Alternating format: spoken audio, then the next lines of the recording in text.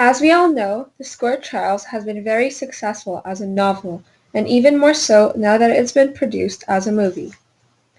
This 2-hour film possesses a lot of great film elements.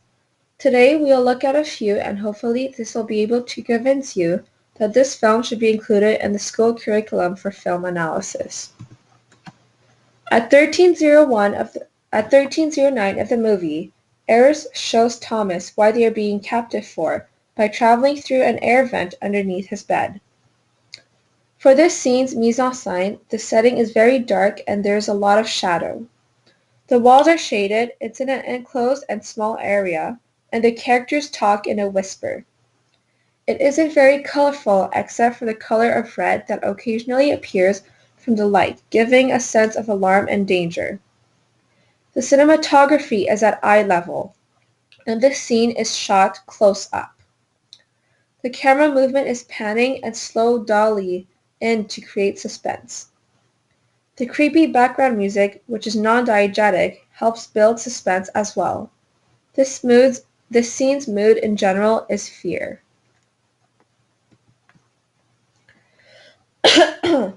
The second scene that I picked was at 1546 of the movie, and it was when Thomas and the crew was sitting in the cafeteria. There was a lot of shadowing, and it was very noisy in the background. This creates a stressful situation and may give the audience a bad feeling on what's going to happen. It was a shot at eye level, very close up. Slow dolly in is used frequently to show the quietness of their conversation, as if you needed to get closer to hear what the characters are saying. This scene is composed of short takes to increase the pace and intensity.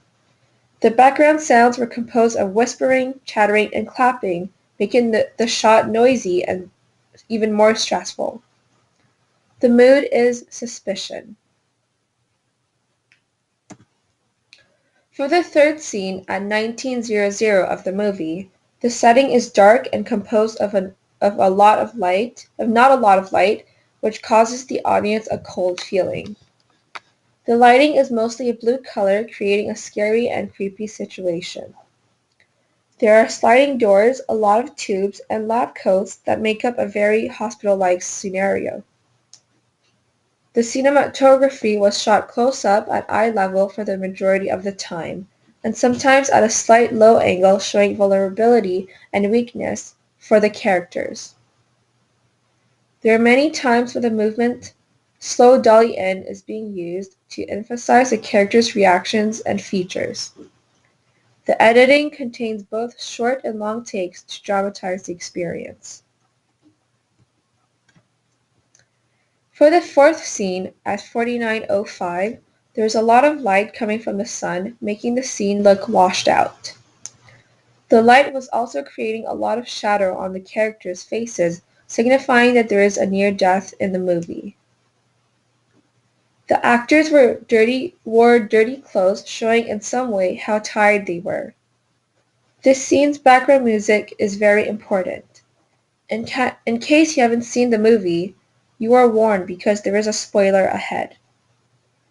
Winston caught the deadly disease and was about to turn into a crank. The guy lying down on the floor is Winston. Winston tried to grab a gun but was stopped immediately. After laying on his back surrounded by his friends, he said the words, "I'm not going to make it." Right after, a soft play of a piano key is played in the background music, signifying the ridiculous amount of trauma the teens have been through and how they've been ripped from their innocence. The mood is sadness and loss. Lastly, at 54:35, the crew escaped from their captive into the midst of a sandstorm. It was dark and cloudy, but had flashes of light from the lightning. The actors were filthy, showing exhaustion from running away. The cinematography was at a bird's eye, making the characters look very small compared to the landscape. The camera was unsteady, creating a more traumatic effect for the audience. The editing was composed of long shots to dramatize the scene. There were diegetic sounds, such as thunder, and non-diegetic sounds, such as the background music that was very dramatic as well. Overall, this created a very stressful mood. To conclude, I think this movie should be part of the curriculum for film analysis because it has a lot of component for mise-en-scène, cinematography, editing, and sound. I only gave you a few examples, but there are much more. The producer did a really good job with the sound effect, whether it's diegetic or non-diegetic. The color contrast was also very well done in a lot of the scenes, creating a very good message through the contrast. The audience can really relate to how the characters feel.